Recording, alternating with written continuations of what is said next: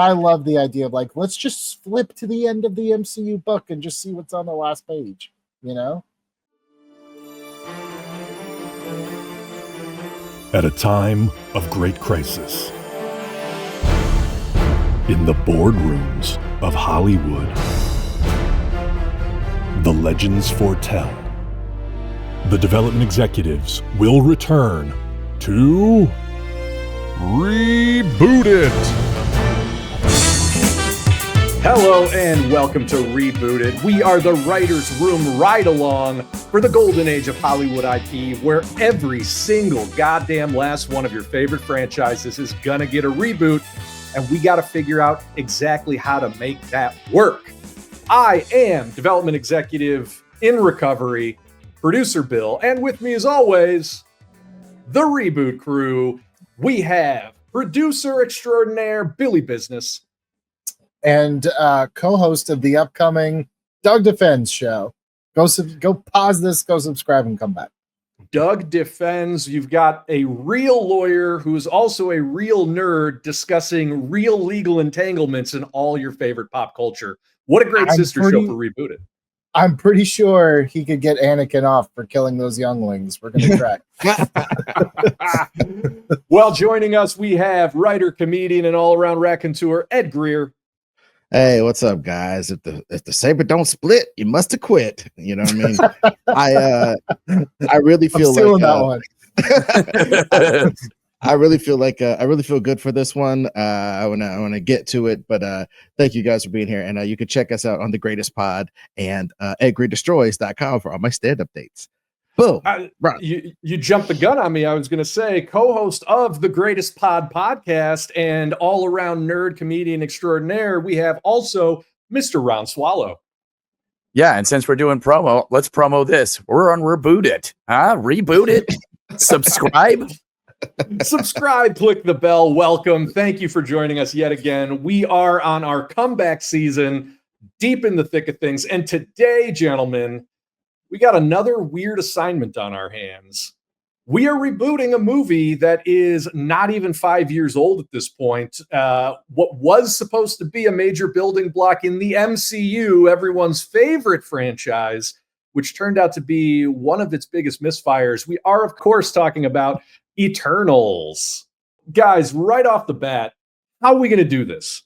I think it needs to be in the MCU. But are we going to treat the first one as completely tabula rasa? Are we going to try to sequelize it? Are we going to try to do a weird Inhumans shuck and jive where maybe we're going to reintroduce the concept while kind of pretending that the previous version didn't exist? Any strong thoughts on this?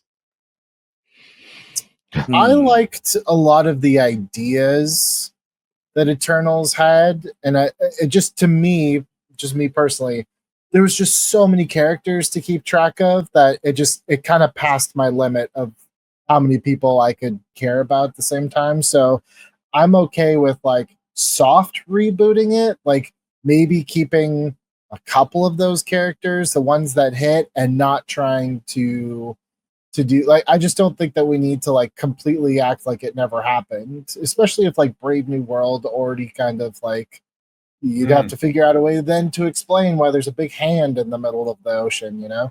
Yeah. For my 2 cents, I would say, look, we have done Herculean tasks like rebooting Revenge of the Sith itself and having it flow into the other movies. This concept that we shouldn't act like this movie didn't happen. Well, it didn't. It didn't happen for anybody in the popular zeitgeist. And the only thing that remains is that stupid hand. And I figured we could make a cool way to have the freaking hand. If we wanted to do that and have it flow, you know what I'm saying? And I also think a lot of the casting was okay in that movie, frankly. I just feel like if you pruned away the extraneous threads, like the Black Knight and all that goofy crap, if you worked really hard on making the Deviants a real thing, rather than a bunch of CGI gobbledygook sliming all over people like Venom, you know what I mean?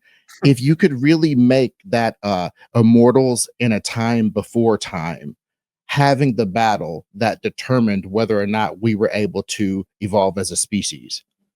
That sounds hot to me on some level. Or having it, you know what I'm saying? But like what we got was trying to shoehorn them into the present. And they look stupid in the present. They look like stupid cowards in the present. But in the past, they could be the mythical figures that they actually are. They're based on gods, for God's sake. Interesting. All right, so we see where Ed stands. Ron, what are your thoughts? I just don't want the black guy to have invented nuclear weapons. I just want to fix that. If we could fix that, I don't know. You know how it is. I'm open to either idea. I feel like there's an interesting challenge in trying to almost like retrofit into a new movie, but at the same time, there's another interesting challenge of being like, oh, we killed that universe. That was a different timeline, and it was pruned. I think there's something to that, Ron, because let's set the stage. If we're going to be rebooting the Eternals and we're going to keep it in the MCU, that means that we're coming up with something for the post-Avengers Secret War MCU. And I think it's really up in the air what that's going to look like. But following some of the breadcrumbs that Marvel has laid out for us, it does seem like there will be some multiversal reset shenanigans happening in Secret Wars. If they follow the comics, there will be. And also, we know that mutants are going to be coming into the MCU in a big way. And thirdly, just recently it was announced that Nova is going to be a major character going into the new phase, whatever that is, post-Secret Wars, which means that Marvel is going to be expanding their cosmic opera line, space opera line. So Eternals seems to fit right into all of that. And just to give the 30,000-foot view for anyone who might be watching this who didn't watch Eternals, Eternals was originally a comic book that was created by Jack Kirby in his post-DC Exodus. So Jack Kirby, one of the founding fathers of the entire Marvel Universe, famously had a falling out with Stan Lee after creating all of the Avengers, X-Men, and many more beside, went to DC, created the New Gods, Darkseid, his entire mythology over there, and then had a falling out with DC. Came back to Marvel with the idea of space gods still heavy on his mind, and translated a lot of the concepts that originally were going to be part of the New Gods into the Eternals. And the Eternals are a race of, spoiler alert, automaton humanoids that were placed on Earth by the Celestials, which are sort of these big, unknowable, almost eldritch, Lovecraftian space entities, in order to battle the Deviants. The Deviants are a race that are trying to infect the intelligent life of Earth. We see in the comics, Thanos was originally a deviant version of the Titans. The Deviants are trying to turn life away from the path that will lead to the birth of a new Celestial. And it's intimated that in every planet that hosts intelligent life in the Marvel Universe, there is the egg of a new Celestial at the planet's core. And wouldn't you know it, we saw that play out in Chloe Zhao's 2021 movie, Eternals, which of course established that there is now a adamantiumized half-celestial reaching its way out of the Indian Ocean, last seen in Captain America Brave New World. And I don't think we need to run down every single one of those characters, but suffice it to say at the end of Eternals, they kind of reset the board. A number of Eternals were taken away to parts unknown by Erishim, who is the most powerful of the Celestials. They killed Icarus, who was the traitor that betrayed them. And they left a couple of them on Earth kind of just trying to live normal lives.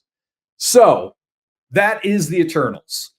Now here we are saying, all right, MCU post-Secret Wars.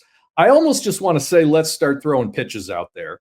What do we think we could do with the Eternals? And I think more to the point with the MCU, what role do we think they should have once the multiversal war has concluded? That might be an interesting thing to think about throughout this conversation. What can the Eternals, and by extension the Celestials, the Deviants, etc., bring into the milieu of our shared movie universe that could drive toward either another big bad, another big crossover event, etc.? I think there's a lot of fertile ground here. Any thoughts right away? So I have an interesting idea. What if the Eternals are actually sent to basically weaken up Earth and instead of being gods on Earth, they're actually there to like get ready to have it be eaten by a celestial like Galactus or something along those lines.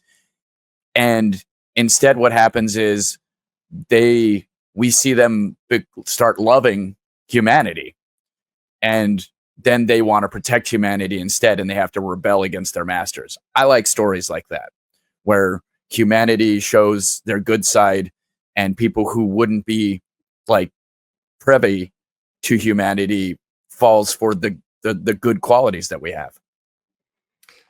Yeah, but that's kind of like the movie, though. Like, I mean, that's kind of what Chloe Zhao's movie was trying to do. I mean, trying poorly, but like, it's more or less the message. They do rebel against the Sentinels.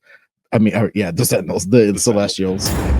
They do rebel against the Celestials. They do fall in love with us, I guess, to the point where Cersei is dating a human. You know what I'm saying? And Icarus is mad about that because they've been banging for centuries, and all of a sudden she leaves you for some guy who's only like 33. We're 3,000.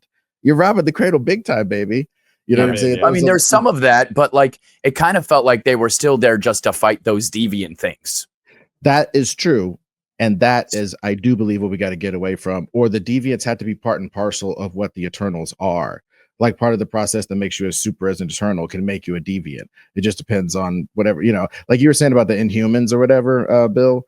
Yeah. Like a deviant Terrigen Mist or whatever, the type of shit that makes these people, some of them are bad. Some of them turn bad. Some of them turn bad over history time. You know what I'm saying? Some of them had rougher lives being immortal than you had, and they're assholes.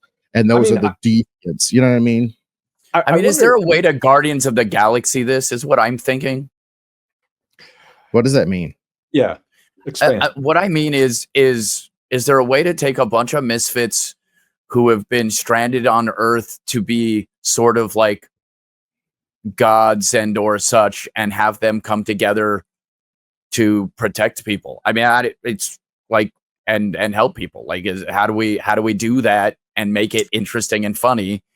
Well, going back to the comics, part of the lore was always that the Eternals showed up on many different planets because they were essentially these genetic experiments that the Celestials would run on intelligent life, which is a little bit different than what Chloe Zhao intimated in the backstory of her movie. But there's stories in the comics where Eternals and Celestials show up to mess with the Kree, to mess with the Skrulls, to mess with the Shi'ar, millions of years ago. And I'm almost wondering, Ron, maybe not to the point of like, let's just gather an Eternal from a bunch of different planets and form a team, but is there a way to make a movie in the spirit of doing maybe a sequel that's like Eternals versus Inhumans or Eternals versus Shi'ar, and make it like an introduction to that side of the X-Men mythos? Because the X-Men cosmic mythos is a huge part of Marvel Cosmic. And with the idea of the X-Men being introduced in the aftermath of Secret Wars, can you take Eternals, which maybe isn't going to have the highest Q score because people didn't love that movie, and can you, for lack of a better term, like kind of saddle it onto another franchise, give it something to really juice it? I like that idea. Actually, that feels like one of the ideas that Billy had with Ghost Rider that he let go. That I think maybe maybe we should latch onto that. What do you guys think? Ed, I see you pondering down there. What are you thinking through? I was thinking, just how much are we going to be able to like relay what like the Shi'ar are and all this kind of stuff? I do think them being on like an alien place is dope. And if that is a Shi'ar planet, so be it. Them being an alien place, having like a grand mythic adventure in some weird Dune world or whatever, so we can see, like, I just want to do over of what these immortal beings being stuck here, what changes them, what changes some of them to be evil, and then they have a fight with a Celestial and they don't even fight the damn Celestial. Them using their powers to be like in its bloodstream, attacking its brain and its heart and stuff. And even though it's this big cosmic being, it's getting fucked up from the inside by these little dudes who are like, "Fuck it, you won't take another world, you motherfuckers." You know what I mean? Like, there's something to that, and we never got it. There's some of that Warren Okay. Ellis planetary imagery popping through there, which Yeah, I'm in the back for.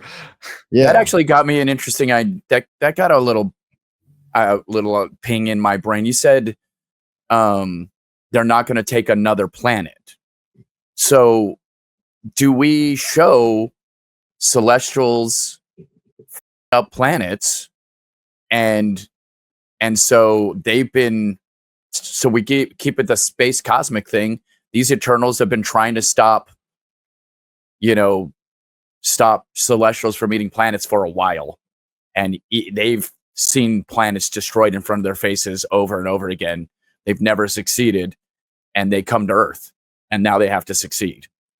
Then I guess, Ron, while I'm following you, one thing we should be aware of is that Fantastic Four is essentially going to give us a version of the Silver Surfer story, which is what you're kind of keying in on. The idea of like, I work for a Celestial, he comes to fuck stuff up, and I decide to turn against him. I don't know if that's what's going to happen with the Shalabal Silver Surfer in Fantastic Four, but we should be aware. I was actually thinking instead of the Eternals working for them, change the whole thing and just have them be a group. Maybe they were created at the very beginning, but like we're talking thousands of years they've been trying to stop Celestials from. Do you see what I'm saying? Like I don't think. Well, I mean, I guess they could be honestly, created by them.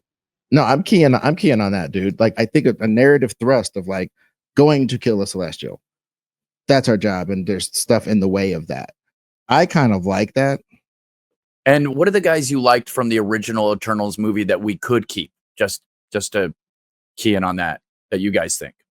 So I think Mokrai or Makari. Sorry, Mokrai is the one in the New Gods. Makari is the one in the Eternals. Jack Kirby, baby.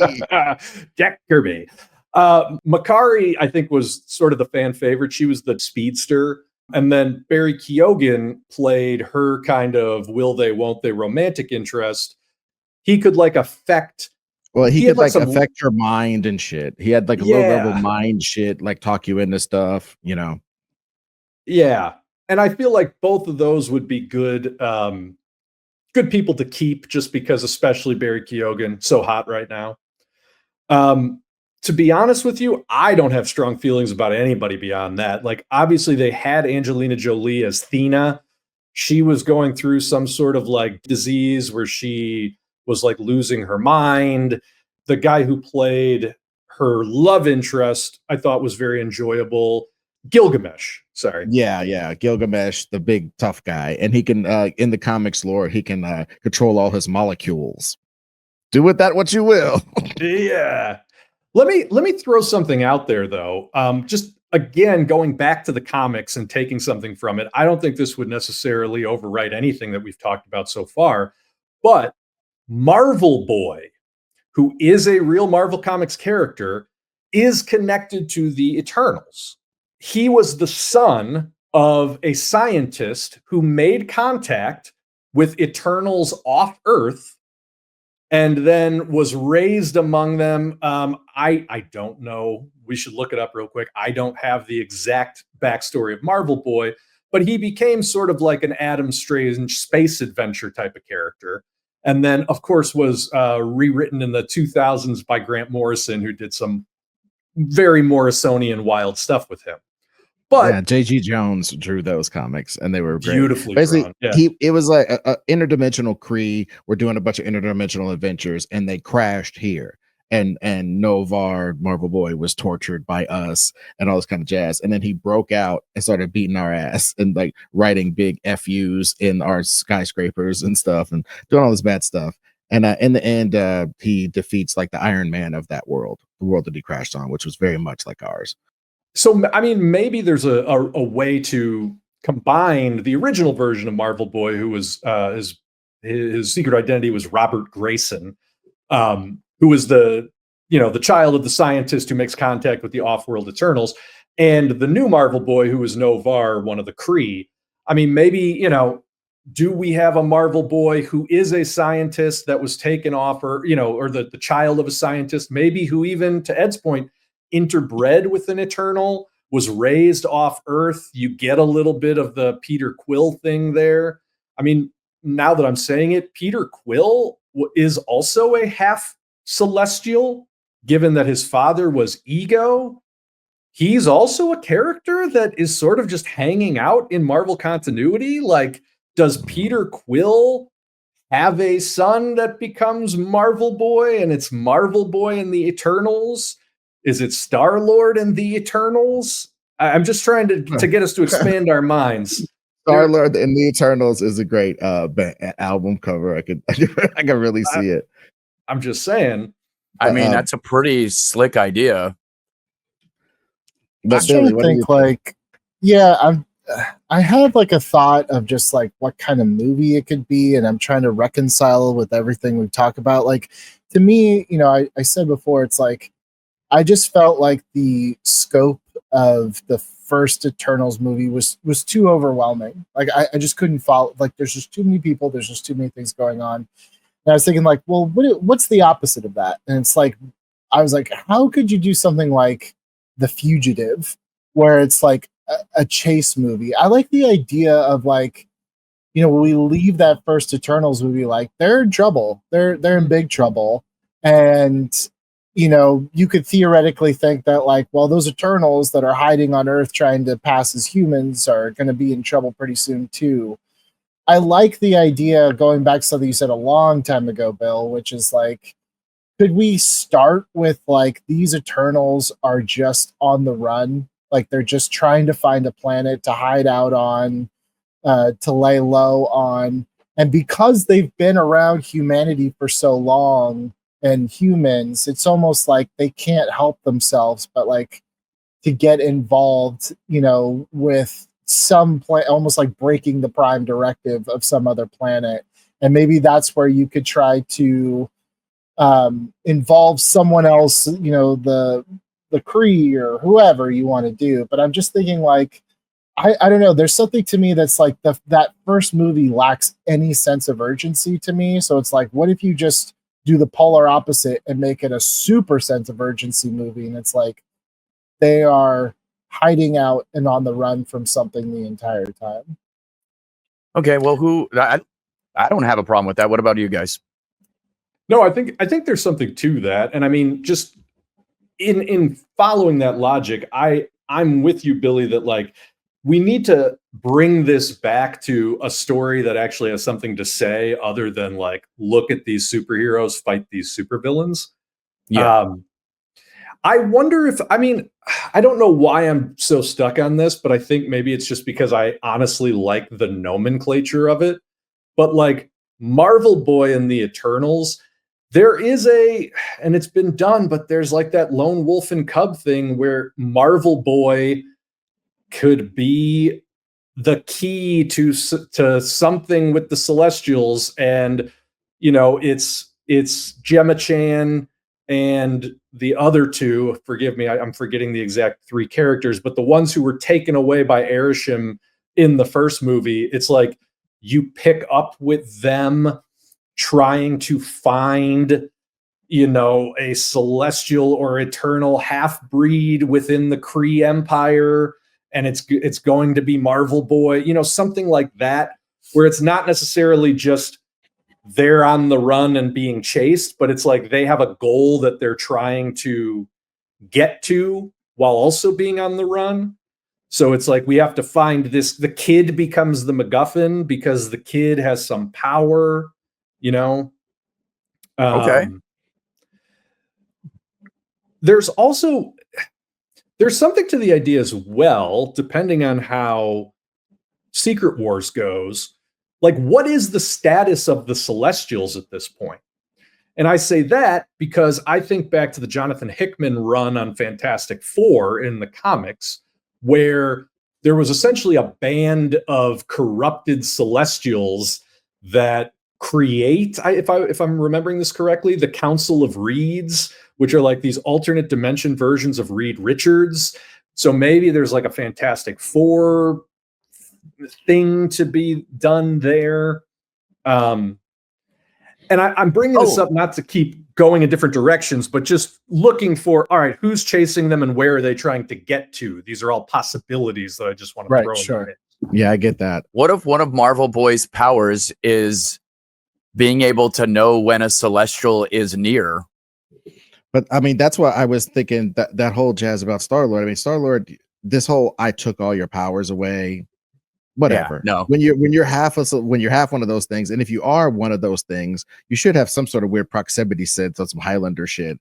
All this cosmic shit doesn't make any sense any fucking way. So let's not get logic police on this. I believe Star-Lord could, if triggered properly with eternal science, detect the presence of other celestials. I believe that to be true in my heart. Sure. I'm cool with that. Sure. He doesn't have to have the other powers. It could just be like, hey, you still have enough in there that we can use you as a beacon. And it even makes more sense. Like maybe they even kidnap Peter Quill.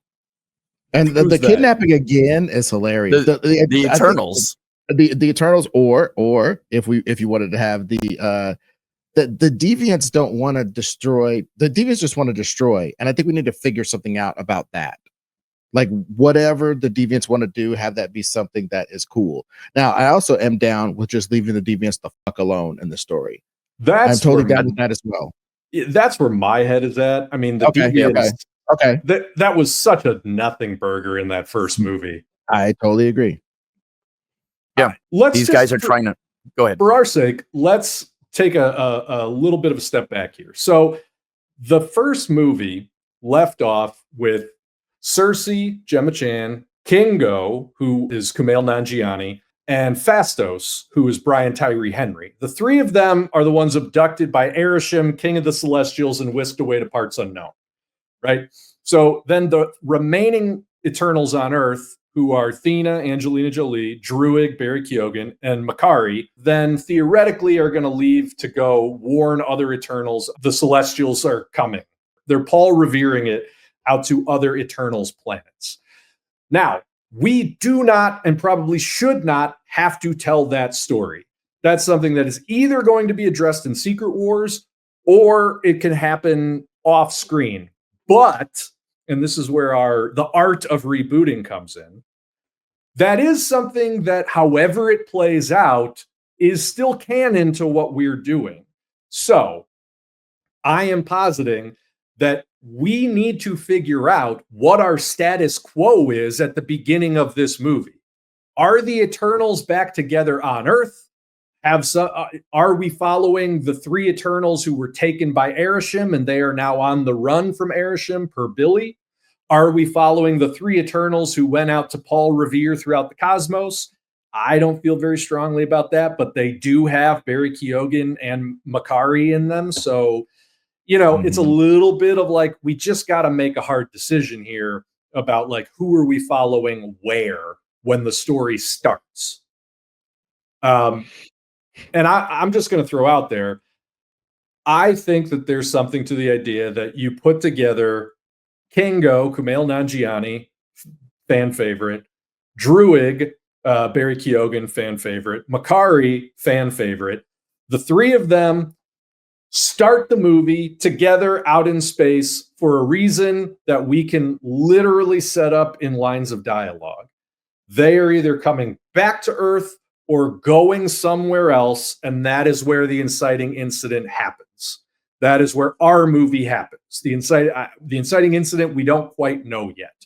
Either they discover where they need to go to find Marvel Boy, or they come upon a MacGuffin, or what have you.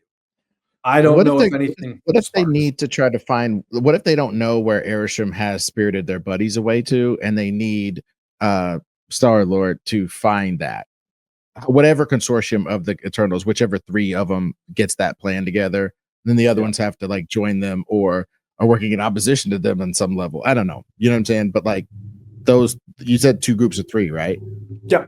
More or less. So yeah, like the ones that got spirited away, if they're in like trying to find them, you find Ereshkigal. And if you find Ereshkigal, you can kill the god of the Celestials. If that's not a mission, I don't know what is. It's a pretty good mission. And on top of that, I still think it's kind of funny to kidnap Star-Lord.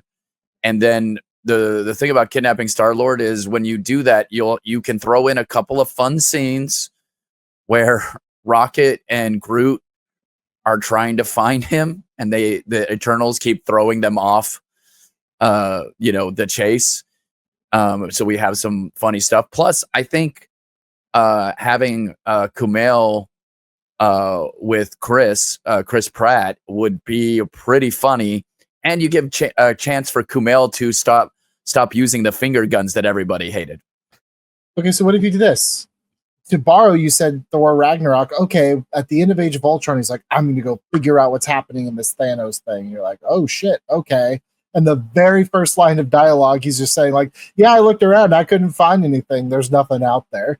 So it's like, what if we join them on they're trying to find the other Eternals to warn them, but it's either too late or it didn't work or they're lost or whatever. And then they find Kingo in space somewhere. He has escaped to go find help while Gemma Chan and what's his fuck is stuck, with Arsham. Yeah. Somehow he got out. And that's when he can be our exposition info dump to them. Here's everything that happened. Here's everything we've got to do.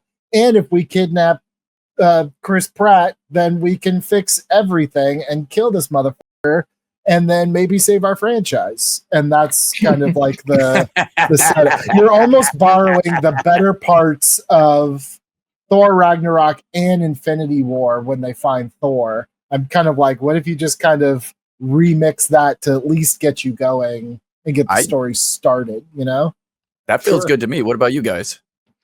Yeah, I think there's something to that. I think that at least puts together all of the Eternals that I would want to put together. Sure, right? Yeah, 100%.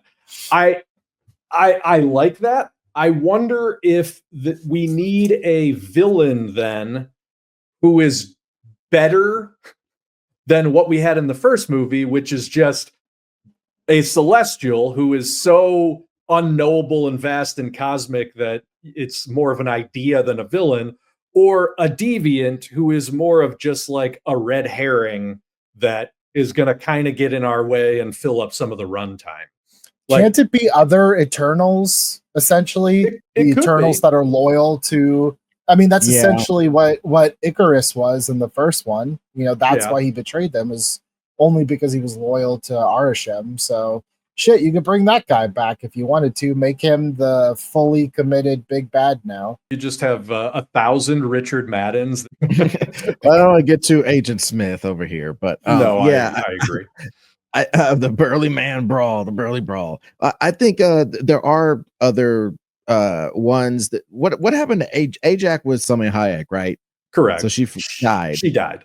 She did. Jeez. I am going to say, could the big bad be one of the X-Men enemies you were saying earlier? Like that's where I'm going. We are not thinking outside of the box right now. Like, we just keep going back to, oh man, it's going to be the Eternals versus the Celestials, but it's like, that's not a good movie. The first one already proved that. And like, just setting it in space isn't going to make it better than doing it on Earth. No. Yeah. I mean, no. Shi'ar sounds great. I mean, they're gonna have X-Men. We know that Shi'ar is involved with X-Men. So I mean, the Kree are still out there. The Shi'ar are still out there. True. I mean, one of the reasons why I keyed in on Marvel Boy, and it doesn't have to be that character, but the idea of like, how can we take the Eternals lore, which is quite limited, really? Like, it's basically the Jack Kirby original, which was more of a mini series than it even was like any sort of a long going series. And then there was a reinvention in the mid 2000s that I know was drawn by Esad Ribic. I forgot who wrote it, but like, that's kind of it. Obviously they did more with them in between, but there isn't like any big, great stories with the Eternals. So like, we need to tie it into some other lore. I just don't think that this thing lives and dies on its own merits, which I think is what makes this a really tough reboot.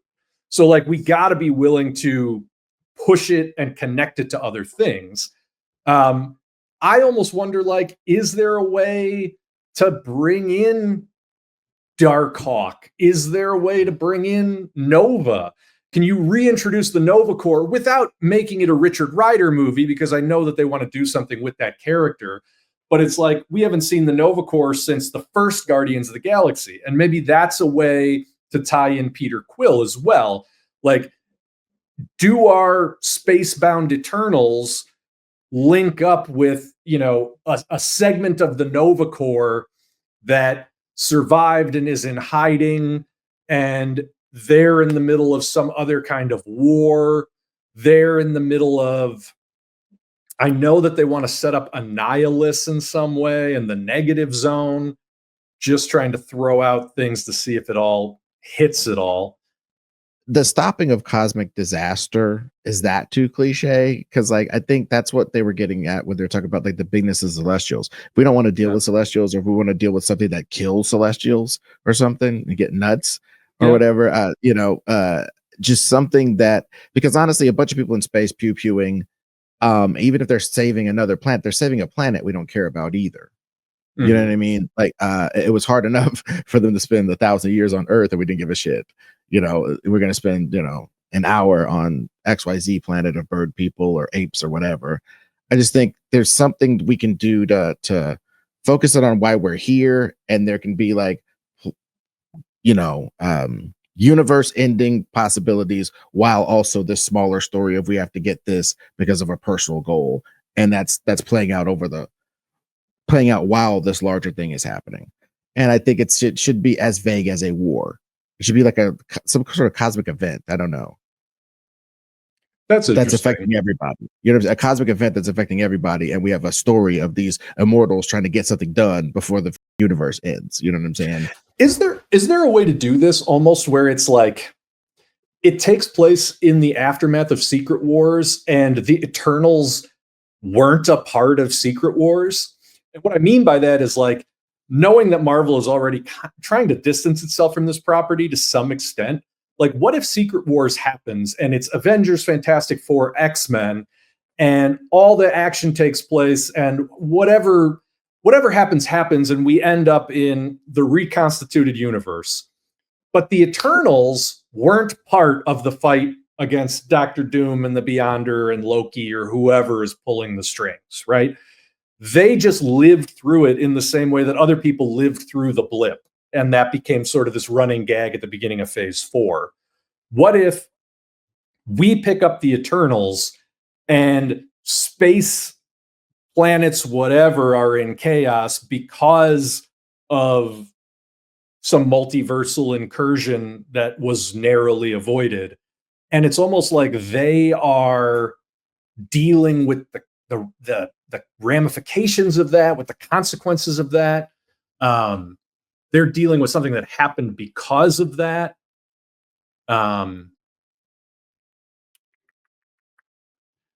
If that messed up a lot of stuff and they have to, like, to Ron's point, save or avoid the catastrophe, they have to save this whole planet of people or something. Yeah, see, space, it really is so big. Everything you do in space seems to go, you know what I mean? Because space is so vast. Well, I mean, I think it's worth thinking about stories that are in space that work. And oh shit! All right, we're getting a phone call. Maybe Zaslav will have some interesting wisdom. He's got something. We need some help. Add to this. Yeah, exactly. All right, here we go. Picking up.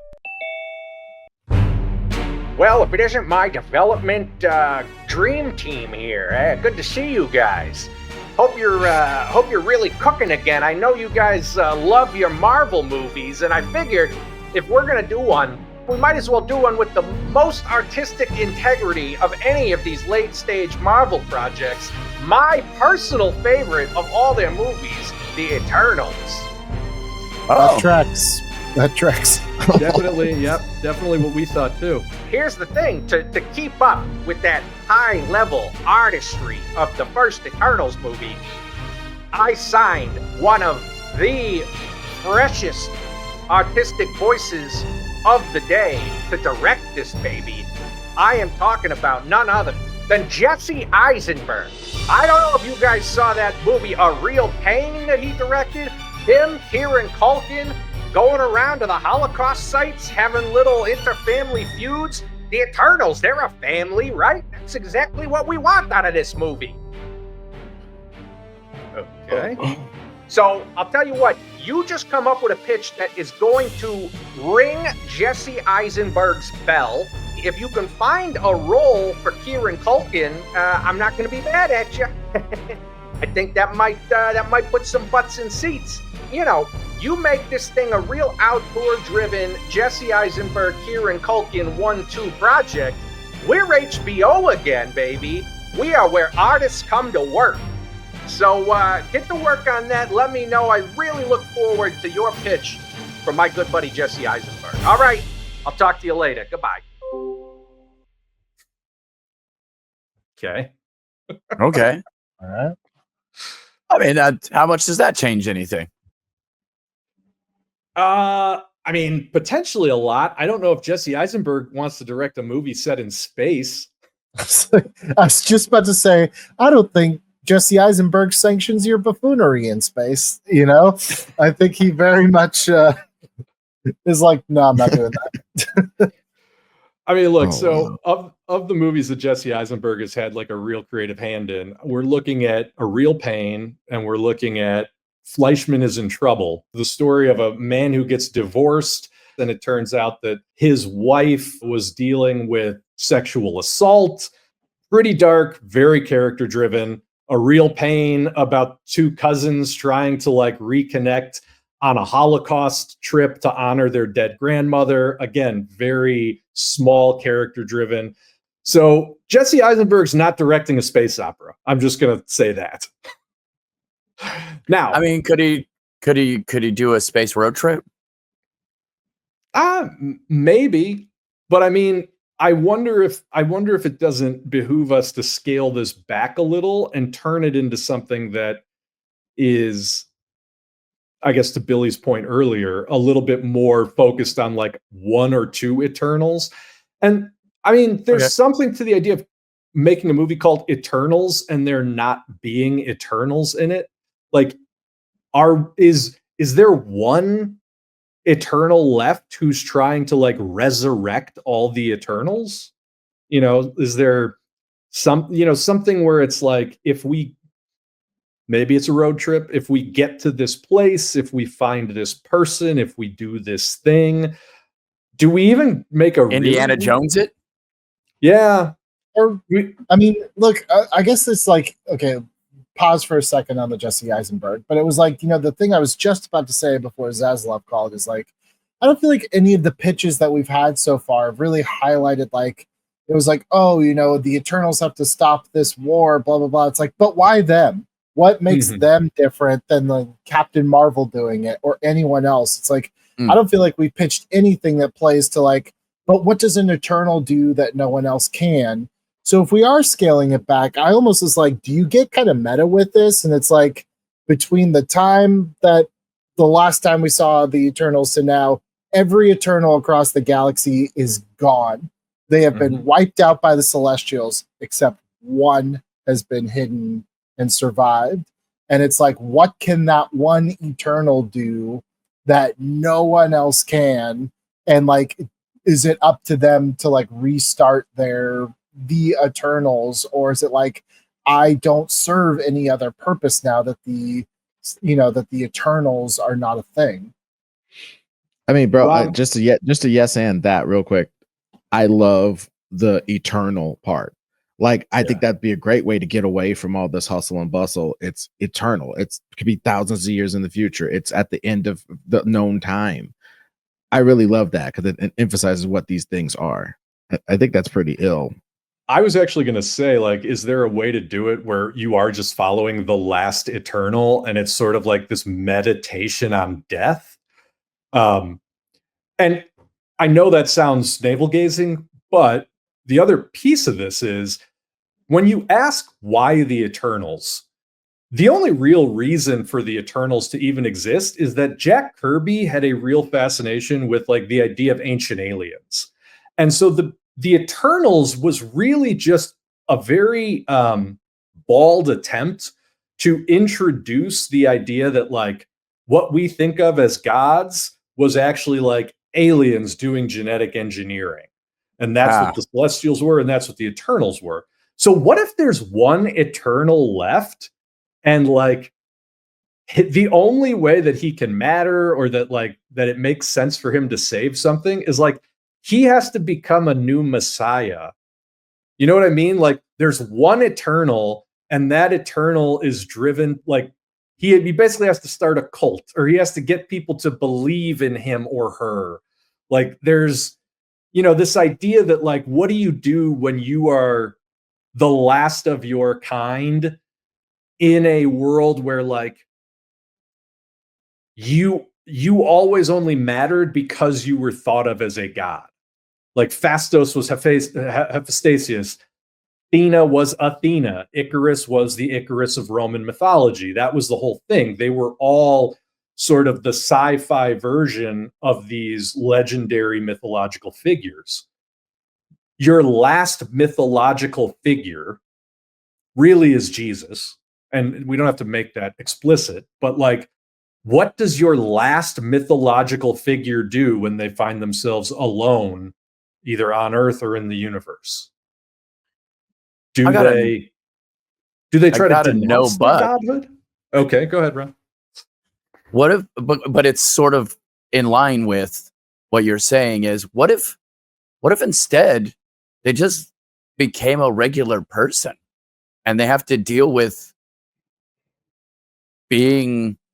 having been a god and then being a regular person? And then what's the adventure they go on if we do either one of these things is the problem. I mean, that's...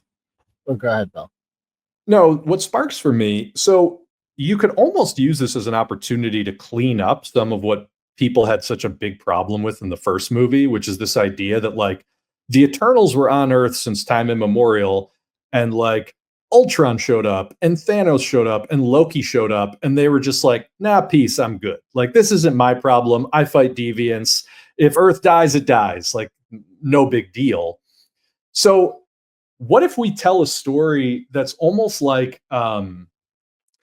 it's something that happens to the last Eternal when they are actively trying not to be a hero, right? There was an episode of Justice League Unlimited called The Greatest Story Never Told that was essentially just a character piece about Booster Gold getting into a side adventure while the rest of the Justice League was fighting like a big battle with Mordred, I think, some magical character. And so throughout the episode, Booster Gold is dealing with like a black hole or something. It has nothing to do with the main adventure, right? And so as he's trying to get people to even pay attention to it and realizing he has to deal with it himself, weird shit happens, like a composite Batman Superman falls through the ceiling and everyone's like, why are you half Batman, half Superman? And then that character just flies away. There might be an interesting movie to be had where it's like, I'm Kingo, Kumail Nanjiani, right? I'm the last Eternal. I was the one who wanted to be a movie star. All my brothers and sisters died in the last big cosmic conflagration. And now I'm here on Earth just trying to be a dude. And like, it's not my job. I don't want that smoke. Like, I'm just going to be a guy. And then like destiny comes knocking, and it's essentially like a big, I don't want to get involved in this. And maybe against the backdrop, I mean, that could almost go back to what we talked about earlier, where it's like, is this happening concurrent to Secret Wars? Yeah. Is it like the story of this one Eternal who's not going to fight in Secret Wars, who nevertheless has to do something as reality starts crumbling, and it's a much smaller thing. I like something Ed said, which is like, I wonder if you can marry those two ideas, because being an Eternal at the end of a world is like a horrifyingly lonely, beautiful kind of thing to think about. But it's like, yeah, what if this one Eternal is not part of Secret Wars, but somehow has to do something with an incursion world that, like, he has to be left behind on this place for all of Secret Wars essentially to happen the right way it needs to happen. I don't know. Yeah, I love the imagery of him, the kind of, what was that Will Smith movie, I Am Legend? Just like an eternal, just kind of walking the earth like there's nothing left here, but that is my purpose in a weird way.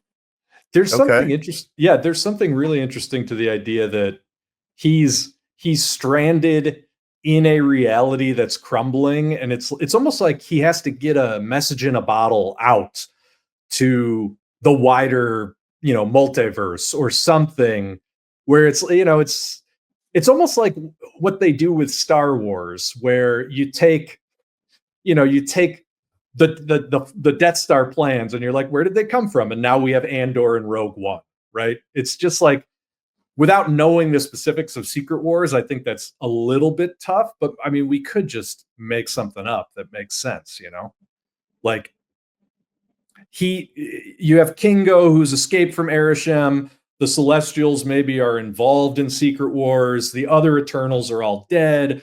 The multiverse is crumbling. And it's almost like, does he fall in love? Does he fall in love?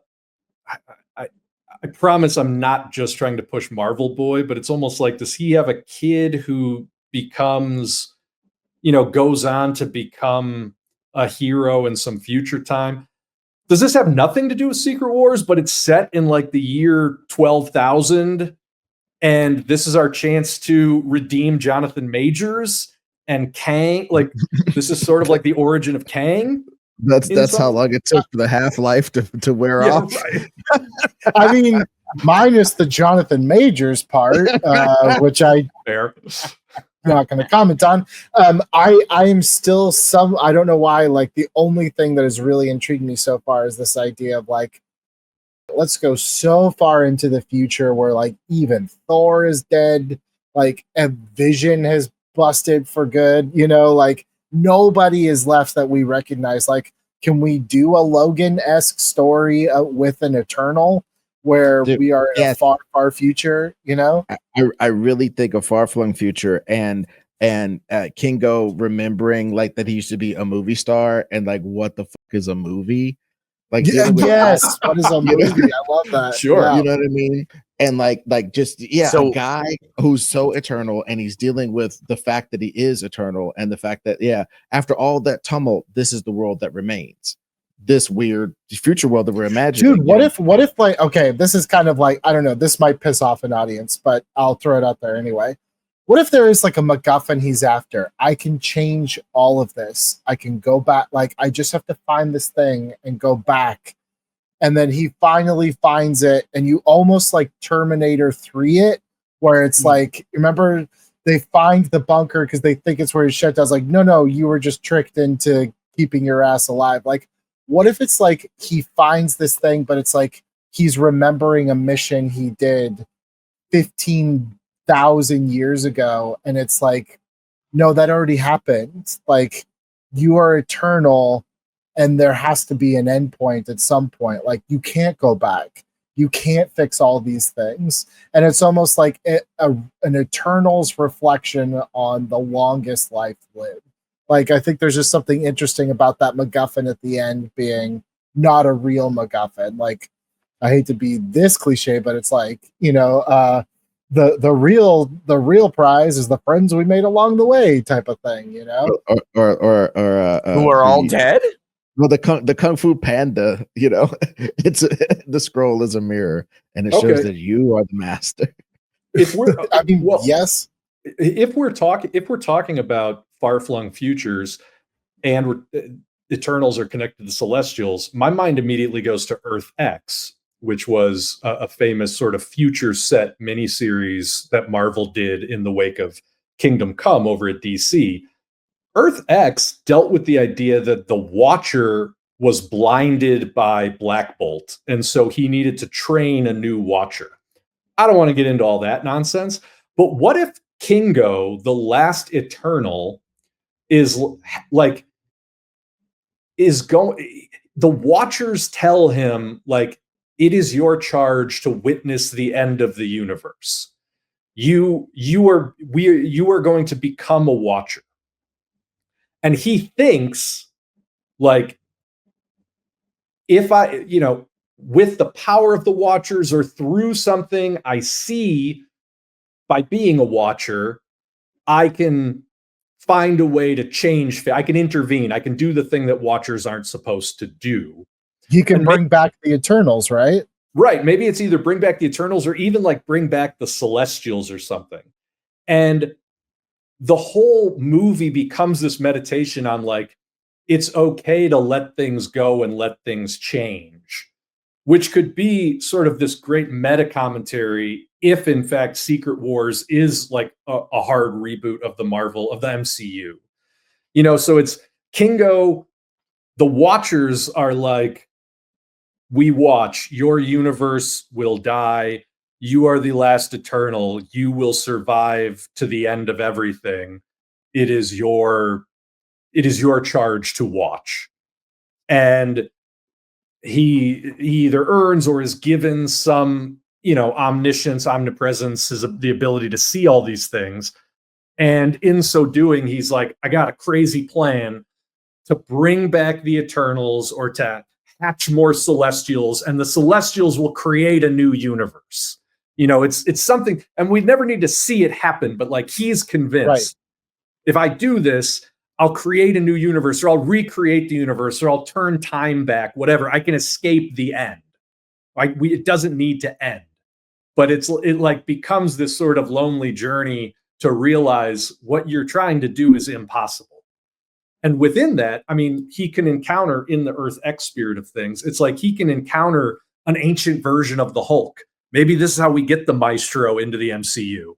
You know what I mean? Like he can encounter Thor blind, the last Asgardian dying, go nuts. Like what are some great far future versions? Cosmic Ghost Rider, all that shit. Yeah. Get nuts. Get nuts. The 57th Silver Surfer. It's a chimp on a fucking boogie board. For real. So I really get that. I also think though, guys, I think the navels are being gazed pretty well. I think we got a lot of that in there, and I'm glad to participate in that. But part of me goes, I think it might be dual fold, and maybe this is too much, but please, thank you very much for giving me the one shot and hearing me out. What if it is, all right, I could stop the end, whatever's trying to fuck up the universe or the planet that I'm on, which is one of the last in the universe, let's say, maybe Earth is one of these last planets that hasn't been celestialized because it's been so defended over millennia by all these superheroes, but now Kingo is the last, or maybe we're on another planet way out, whatever. The end is nigh. Something's coming, and he's the only one that's left. And there's no way he can defeat it, of course. So he hatches the plan to go back in time. But then he realizes you can't go back. That's stupid. You have to live the time that you're in now. And this reality, this last vestige of reality is worth saving. And I'm going to try to save it, even if I die. And maybe that's the lesson. You know what I'm saying? Maybe his die sacrifice leaves whoever is left to be alive a little while longer or something. Like it's some sort of win at the end. I don't know what I'm saying. I think there's a middle ground. What if yes to everything you just said, but instead of him actually succeeding in the end, he realizes I'm not the hero. The Fantastic Four and the Avengers are off on Battle World with Doom or whatever. I'm in my head, that's what I'm using, but whatever. There's something else happening, right? That is going to have a result, have a conclusion that I am okay living with, right? Like I don't have to be Jesus. I don't have to be the savior of everything because I am an Eternal, and that's what I was told from the beginning. If I am not special enough to save everything, then I am worthless. I can choose to reject that idea. You know what I mean? Like I hear you, Ed. I hear that you're fighting for like, well, what if he does succeed? And even if it's not like the greatest thing, it's still like a small win. I just wonder if the small win is tied to the realization that like I also don't have to be the important one. I don't have to be the one that's celebrated. I don't have, just that idea that like just because my entire existence I've been told that the only way to be special is by being special. Like that, I can choose to reject that. I don't know if that is tracked. Can I yes and that with that's the perfect character arc for Kingo if we're going to pick him, because he is always trying to be in the spotlight, trying to be a star, all this kind of jazz. So if at the end, whatever machinations we do, he steps aside and young Daniel LaRusso dies to save the universe, I don't know. but whatever, he does actually let somebody else shine or let something else shine, which is why we keep going back to like Star-Lords and Marvel Boys and some sort of apprentice character, I think keeps coming up. And I think that way we could put that person in there. This person that's maybe been with an Eternal for a long time. They're some cybernetic organism or something. I'm just spitballing here. Sure. And then you get to this person gets to witness the end of time with an actual Eternal and gets to do something to affect that world at the end. And it's Kingo's guidance and Kingo stepping aside and being like, I'm not the guy. You know what I'm saying? Even if that's like a young watcher or some weird shit you want to do. The machine man, I don't give a shit, you know? Well, okay. So what if we take Eternals a little bit more literally and we just say, who would be alive at the end of time? And now I'm seeing like, if you have Captain Marvel and Valkyrie, the only reason I say that is because you could fulfill the long-held fan wish that the two of them realize they're in love and share a kiss as the universe ends. You know, something like that. I just think that'd be kind of dope. And so it's like, if Kingo is the actual Eternal, but he's surrounded by like Maestro Hulk and Banner died a long time ago, and it's just like this ancient version of the Hulk. Captain Marvel, who realized she doesn't age and can't die and has outlived everybody.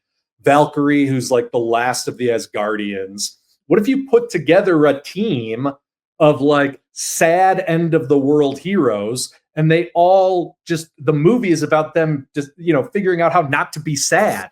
The sad Avengers. Yeah, kind of. Hear me out though. Like the struggle of the movie in this Jesse Eisenberg way, right, is not like, how do we come together and punch the bad guy to save the world? It's like, how do we deal with the end?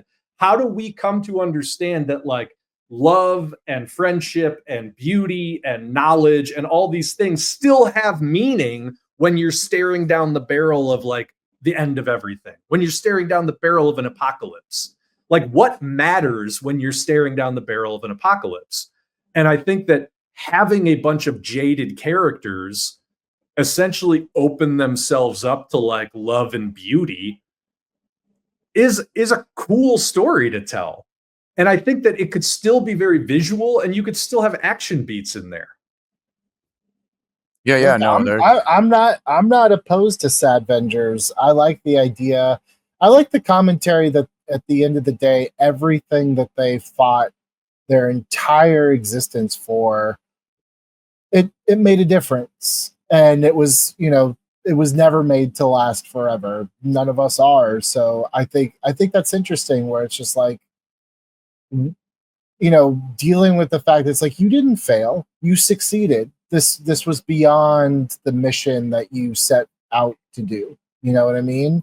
And it's like, and that doesn't mean that like something new won't be created. You know what I mean? Like something in its place. Okay, but as long as just the end of this age, you know, as long as we have some scenes of them trying to kill themselves, like going into a supernova and then not dying, you know, like no, I think we do the toy. I think we do the Toy Story 3, and they all just hold their hands as the black hole finally engulfs everything. Okay, so a new Big Bang happens, and the universe just starts all over. I knew the new Big Bang was coming. I knew the new Big Bang was coming. I knew it. By the way, this is does not fit into Marvel at all, but I do like what you guys are doing. How does it not though? Like, we're giving an end to a story, and then the next Marvel movie just goes back 50,000 years to wherever we left off, right? We're just going to the very end. We're just skipping ahead to the last page, right? Okay. Yeah. Who knows if we'll ever get to the last page? That's what I'm saying. Like, in a lot of ways, this is why I think this makes sense. In a lot of ways, you're addressing the fact that, like, traditional action movies have a happy ending, and life does not. No, There is, I think, for every single person who watches movies, there is a cognitive dissonance there. Like, if you go through life expecting to reach the happy ending, you will be sad by the end because you will never get it. That's just true. So how do you reconcile the fact that, like, in these movies we fight for a happy ending? And I'm not even saying this to be dark, because the real answer to that is happy endings happen every day if you can appreciate them. Right? Sure. Like, there is no such thing as happily ever after, but that's okay. Because it's happy right now. Exactly. Exactly. Okay. And and what they did in their lifetimes, everything that they did, it did matter. You know, Okay. I think one, like Kingo or someone, has to struggle with the fact, like, we couldn't stop this. It's like, you were never meant Supposed to. That doesn't mean that everything that we didn't make, we saved so many people. We extended so many people's time on this planet. This was just, now something new is going to be created, So, okay, great. But, like, so what is the whole movie? Just 3 sad people on a sad planet with shit falling apart, and they're chatting? No, I think to at me tables? the movie becomes like, you have to. I see this as more as like The Gray, where it's like you are fighting against something until you realize that there is a time to fight and there is a time to give in to. In that movie, it's death, but in this movie, it's like to give in to change. I'm not saying, I think we're So saying what are they fighting end of things, against? but we're saying change. We're getting there, but Okay. I'm saying, like, I think you have to look at it through those lens. Like, I do think, again, to borrow, oddly enough, Terminator 3, I feel like you've got to have them have some mission that they feel like they're on that is going to stop this, but then the realization is, you're not a hero by stopping this. You're actually doing harm instead of letting what needs to happen. And that doesn't mean that, like, you didn't try. It doesn't mean that all of your heroics didn't matter in the end. It just means you can't get in the way of change, because change is going to happen. Okay. So to the point, what are they trying to do? I have a couple thoughts. It could either be that the final emergence, whatever the big celestial event, like when you have the critical mass of celestials that have awakened in the universe, that's happening. And we can just say whatever we want that to be. The celestials are going to remake the universe. And so our characters are like, we have to stop that. Another possibility, the X-Men have this Ed, you might know this. I'm not picking it up off the top of my head. They've got that character who is like the techno-organic Bill Sienkiewicz. Warlock. Warlock. He Yeah. comes from a race that's essentially this extremely advanced techno-organic hive mind that Jonathan Hickman sort of rewrote in his Krakoa era X-Men as, like, they have transcended our concept of space-time. And so this could be a far-flung future where we are being assimilated by that crazy techno-organic, they want to ascend us to the 5th dimension, and in so doing, it's going to rewrite the universe, which could be kind of an interesting self-contained way to use, goddamn, I can't think of the name of that race, but it's Warlock's race. Oh yeah, Without having to commit to, like, we're doing Warlock, we're doing an X-Men story, but it's just like you introduce the idea of them into the universe, and they could either be picked up on or not later on. A Technarch. Good name. Technarch. Yeah. Real clan. Feels very, the Technarchy feels very end of the world villain name. So it's like the Technarchy has arrived. The Phalanx was the original villain in the X-Men. Go ahead. Yeah, dude. I'm just saying, like, okay, I really do get it now. It's it is the Eternals, because it is all the Eternal characters. It doesn't have to be the Eternals, it's all the Eternal characters. I love that, Bill. That's slick. There's all the Eternal characters that are going to be there. And then I like the fact that that it's us fighting the fact that we seem to be assimilated by technology right now, and the more and more we become infected by all this technology, the less human we are, the less we're able to enjoy the dopamine of grabbing a regular real boob instead of seeing one grabbed digitally. It's like fucking weird. We're getting, people are getting weird. You know what I'm saying? So it's like, I get that. That's really cool to talk about today. That's really cool. Okay. Sorry. And there definitely needs to I was be waiting for the butt. There definitely needs to be some boob grabbing in this. Well, I mean, the only but I have is we got to figure out, like, what the action beats are in the story of them stopping stuff and like showing some of this. For lack of a better word, we have some of the best. I'm not going to be a little. I don't want to galaxy brain our way out of the fact that we have the best version of the Hulk ever, the most powerful character in Marvel ever in Captain Marvel. Kingo, who could be doing the sickest shit ever. I mean, finger guns 5,000 years ago doesn't mean finger guns 5,000 years in the future. So much sick ribbons to cut like armadas apart. Get nuts. Okay. We need to get some of that in here because it makes it even bolder when they can't stop the shit at the end or when they have to let it wash over them or whatever. That it makes it even bolder that they're so powerful. Okay. So check this out. We have from the very beginning of the movie, ticking clock. The Technarchy has arrived, or the Phalanx have arrived, whatever. They're assimilating Earth. Earth is literally being disassembled down to subatomic particles to be, rewritten as part of the Technarchy. All of our characters, the Hulk, Captain Marvel, Kingo, Valkyrie, they all are at like depleted power levels because of the ravages of like past battles and time. So there's two things happening. We're racing the clock of the Technarchy assimilating Earth, this far future kind of post-apocalyptic version of Earth.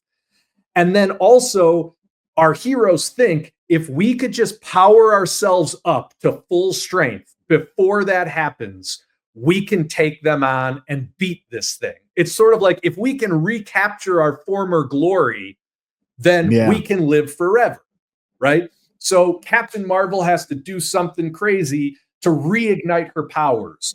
The Hulk have to do something crazy to the Hulk to I don't know, reignite the parts of his brain that allow him to think, because he's just kind of ambling around as like this bannerless husk. He's like he has no drive or directive.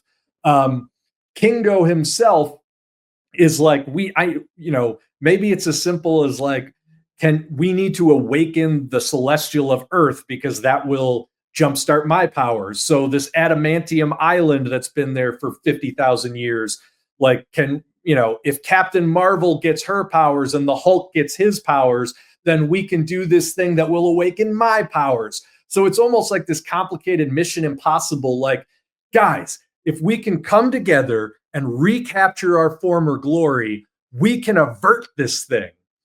And the twist in the third act is like, actually, no, you can't. But in your adventures of trying to get there, you have discovered, Captain Marvel and Valkyrie finding love, and Captain Marvel, as we've seen, right? Captain Marvel as a character has really shut herself off from any sort of interpersonal connections. That's been a running theme in her movies. And that extends all the way 50,000 years into the future. Kingo has been so obsessed with becoming a chosen one, with being the star, whatever, he hasn't appreciated his life. The Hulk, like maybe the minute he gets his intelligence back, all he can do is cry because of like the beauty of seeing the world with fresh eyes. So it's like every time they think, I'm going to become powerful enough to kick ass, what they're really connecting with is like the lost parts of their own humanity that allow them to appreciate their own histories and the fact that like they have achieved so much. You know what I mean? I feel like this could be very affecting. I'm on board with pretty much everything you just said. That's kind of what I'm thinking in my head. And also, the one thing that was whack about the Eternals was them going to the different time periods and showing them doing action scenes in those time periods. That it wasn't dope. It wasn't not cool that they're fighting on the steps of barely built pyramids or Mayan temples or whatever. That wasn't not cool. What was not cool that it was garbaggio and CGI slop fighting each other. They didn't have real heft. If we can show these people's lives and similarly scheduled like flashbacks or don't even call them flashbacks, these are just glimpses into their lives as they're reflecting on different actions, like an action they're doing right now reminds them of an action they did 4,000 years ago. And it's just, we could see them over the course of these adventures, and Homegirl getting a tiny wisp of gray, Captain Marvel getting one wisp of gray after 5,000 years. Sure. I like that. And I think we could I think me and Ron were of one mind in regards to the pitch at first, because it seemed like there wouldn't be enough action elements. It'd be a lot of sitting around. But obviously, if we can glimpse their action past and we have them have a firm action future towards stopping the technarchy, you have multiple levels to show action, but also show action as character. Because as we're going to show at the end of the movie, all their actions weren't in vain.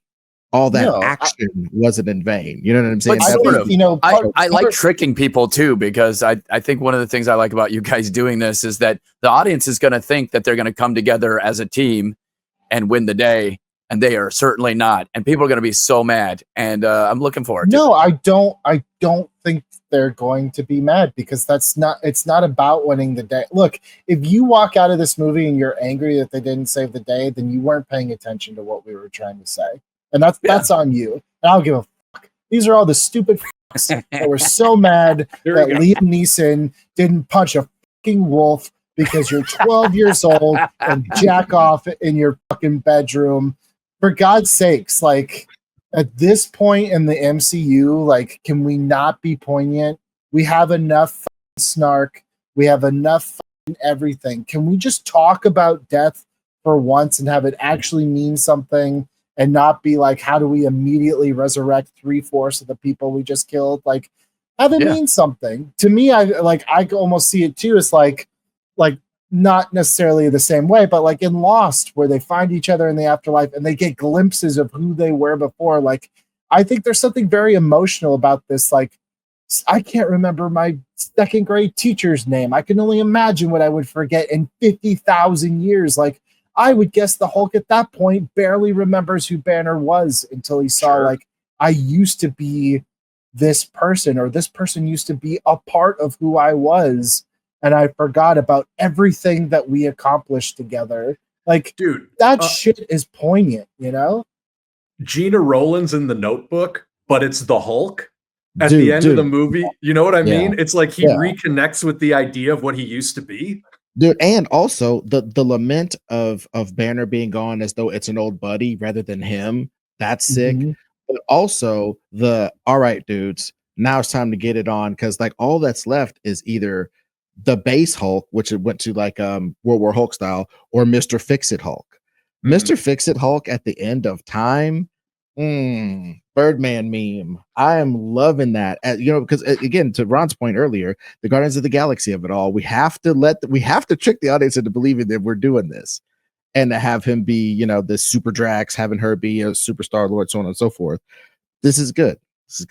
Ron, let me throw you one bone here, because if we want to do a Rogue One, everybody dies, and the movie is about being okay with that, but there's hope. The idea of the technarchy is that they're not just killing you, they're assimilating your information. And in those last moments, as everything is being disassembled, the whole idea is like, what we take away from the human race is you, is your lives, is all these things that you've done. These selfless things, saving people, enabling love, enabling life, like fighting for something bigger than yourself. And in the new universes, which we will create from the constituents of your atoms, that will be infused in it. And it's like, that could be the last sort of tear in the eye of Kingo as he fades to blackness. You know what I mean? And I don't know exactly how that message, I mean, it could just be some disembodied electronic voice literally saying stuff like that. But to me, that's the takeaway. That just because you don't live forever and get a happily ever after, it doesn't mean that in whatever new world has come, or whatever new world is to come, the actions of the old world become obsolete. That's just not how it works. As long as, actually, I think it would be, instead of a robotic voice saying that, how about as they're being assimilated, that's what they say to each other. That you know, that way, while that way our main characters are relaying the information of what's truly happening to them, that they're becoming part of something,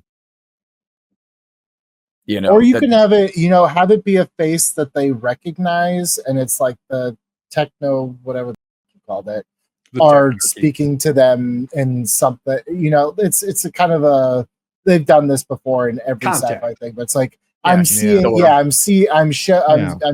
you someone that you want to see, but it could be someone that means something to. Yeah, Valkyrie gets her girlfriend back, and Homeboy gets Betty, and or whatever.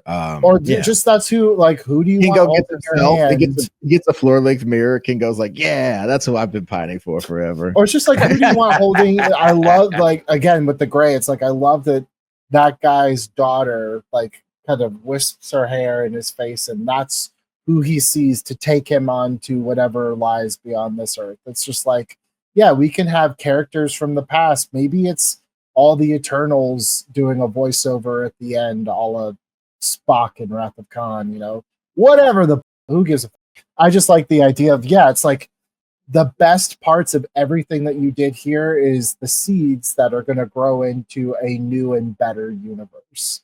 And that was the sacrifice, right? It was to make this world better so that future whatever could be better. I think that's great.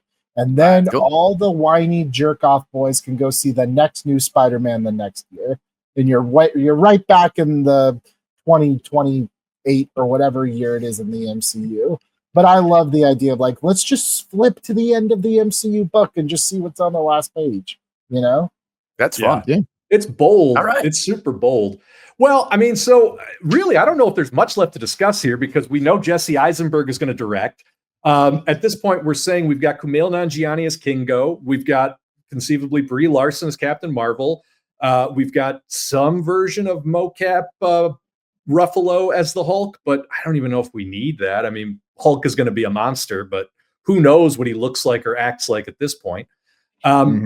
Within those flashbacks, we could even do things like, you know, see the Maestro era of Hulk, because 16,000 years ago, he was the Maestro, but he's since grown out of that. We could see Captain Marvel's in an adventure, and the the Iron Lad teenage version of Kang escapes into the time stream and, you know, goes on to do whatever Kang does elsewhere in the MCU. But so do you mean like Captain Marvel would be essentially chasing Kang maybe through the streets? Maybe there'd be some CCTVs filming that. Anyway, I'm sorry. Go ahead. A white lady chasing Kang.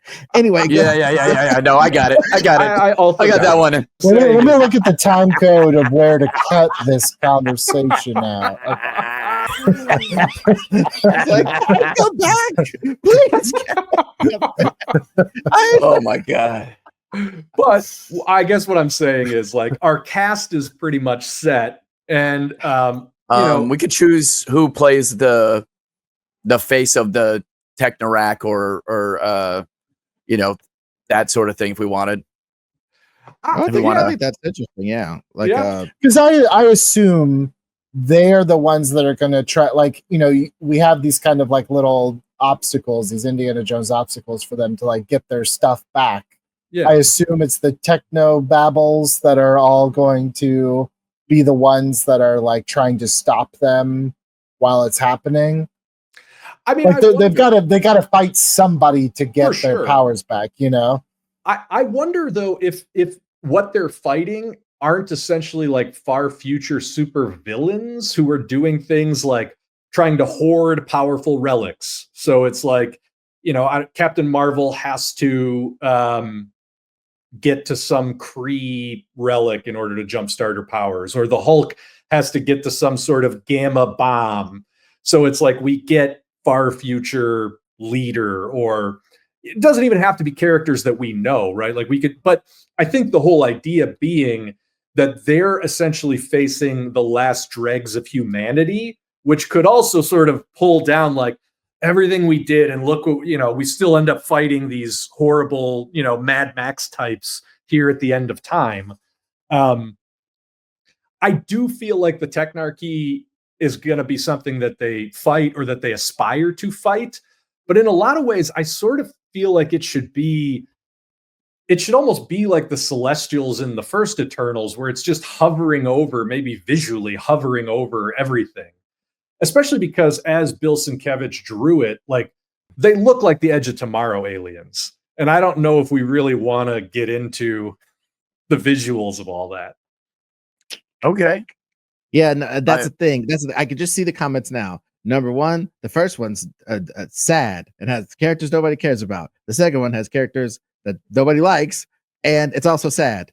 Then it has the first one had CGI garbage jumping all over everybody, and the second one has CGI garbage jumping all over everybody. I can see the comments now. Save it, because it's different. It's like it's a filet mignon versus a stepped on burger. The Technarch, I think, them comprising the actual space, like space turning like into like straight lines and circles and really organized patterns rather than space. I think that could be an interesting way to show them coming onto our world. I agree. I almost wonder if maybe you give our quartet like not Warlock, because you kind of want to save Warlock for X Factor or New Mutants or whatever, but maybe Magus, who is another Phalanx character from the X-Men comics. And he's gonna live to the end of time. Is that who we're gonna do Kieran Culkin? It could be, honestly. So then that's interesting. He's just kind of this fast-talking, never quite all there because his head's connected to this alien superintelligence that lives in 10 dimensions. But he's sort of like, they think that he can be their Trojan horse to get in and fight the Technarchy. So like that could even be the inciting incident, is like Kingo comes upon sort of this dilapidated, discarded element of the Technarchy, and he's like, oh my God, you're a Phalanx child or something. And so that's his impetus to gather like these last remaining heroes on this dead Earth. And that character could be the one, sort of like the voice of Tars at the end of Interstellar, that could give them those last bon mots as they're fading into nothingness, of like, everything that you rediscovered, everything good about you will live on in the new universes. And he'll get another Oscar. There you go. And that would be an interesting voice for such an old, big creature, because like originally Magus was like sort of the patriarch of the Technarchy, but I like it being more like deposed king of the Technarchy. Like got kicked out, and he got kicked out. He's an individual, got kicked out of the collective, and now he's there as his husk, growing old, because he doesn't get updates anymore because 100%. He's not part of the collective. You know what I mean? I mean, honestly, that's a great reflection of our hero's story, where it's like Magus has been on Earth for as long as Kingo, but by this point, he's essentially obsolete. Like they don't need him anymore. So Magus is just sort of like this disconnected part of the Technarchy.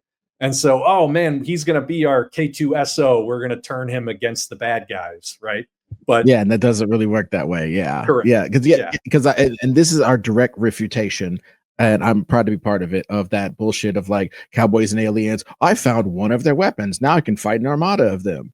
Why? Mm-hmm. Yeah, right. Why? What are you doing? You give one tiger a whip, it ain't going to exactly stop Barnum and Bailey. You know what I mean? I love it. I love it. Look, this was a hard road, but like I think we've really come up with something interesting here that both works as a soft reboot, an interesting reboot-quel, like a meta commentary on Marvel as a whole, has a really poignant message to it. And I don't know. I don't know if there's much more to do. Is there anything that you guys think we need to tackle before we declare those famous words? No, I think we did it. I'm Yeah, not happy to with be- it. Yeah, I'm super happy with it, and not to be reiterator, but we have found a Trojan horse way to make Captain Marvel and Valkyrie and the Hulk cool, to give them actual on-screen footage of them being cool, not jumps. Like, oh, we jumped past you being cool, then we jumped again. Now you got a messed up arm. You jumped again. Now you got a stupid-looking son. No. Let's slow it down. Let's show that son dying in one of these flashbacks.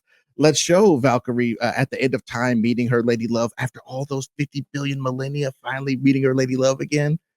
Get out of here, dude. By the way, can I just say, I love that over the course of the last 20 minutes, it was 5,000 years, then 50,000 years, then 5 million years. That was 5 billion millennia. Yeah, no, it doesn't exaggerate ever. Hyperbole, baby. I want someone to go track how far into the future we flung this pitch in the last 20 minutes. Oh, well, I will say, guys, I think we have achieved reboot, baby. Here we are. We've got a soulful, mold-breaking rebootful to Eternals starring Kingo, everyone's favorite Eternal, somewhere in the far, far future at the end of time, and he's coming to terms with the fact that the Technarchy, connected to the X-Men's Phalanx, we're not going to tell the whole story, but we're introducing the concept to maybe be picked up on later, are assimilating Earth and maybe all of the universe to create some new 10-dimensional fractal universe. And Kingo comes across Magus, an aged early avatar of the Phalanx, and he thinks we can turn this guy to our side and save the day. The universe will live on.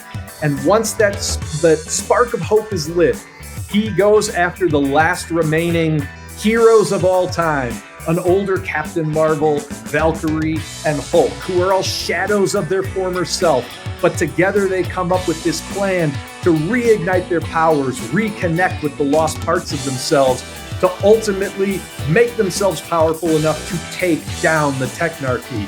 But as they go on this globe-spanning trip to, execute this Mission Impossible style mission, they're also reconnecting with the feelings of their past, with memories that they've forgotten, with all the good that they've done, and all the bittersweet about that as they march into this unknown, only for a third act reveal that they never had any hope against the Technarchy, leading up to our Toy Story 3 moment where they're about to fall into the incinerator, only for the last twist to make them realize it's all okay.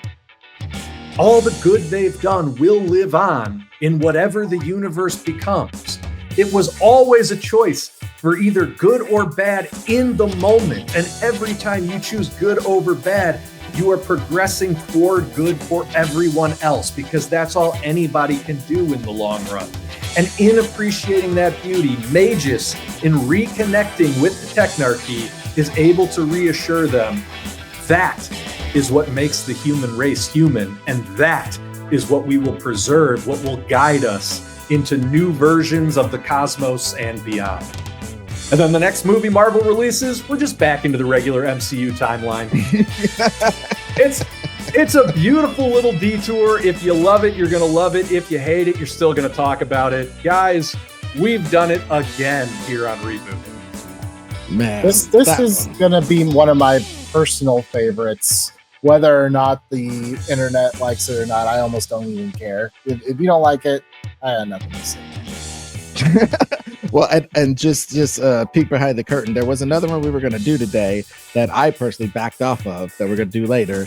And I think this beautiful, it's almost like I had a reverse Final Destination. You know what I mean? I was like, oh, okay. If we do if we do something else, something great will happen. You know what I mean? On this day with this particular mix of molecules. So I'm happy, man. There you go. And I'm a Hulk truther. Preserving all that is good in Ed Greer's subconscious. That's what I love. Well, hopefully you felt that this was all good in your subconscious, but if you didn't, make sure you comment below. And if you did, make sure you argue with those people below. We want to see the comments popping off. Until next time, though, we remain the Reboot Crew for Billy Business, for Ed Greer, for Ron Swallow. My name is Producer Bill. We are the Reboot Crew, and we will see you next Reboot.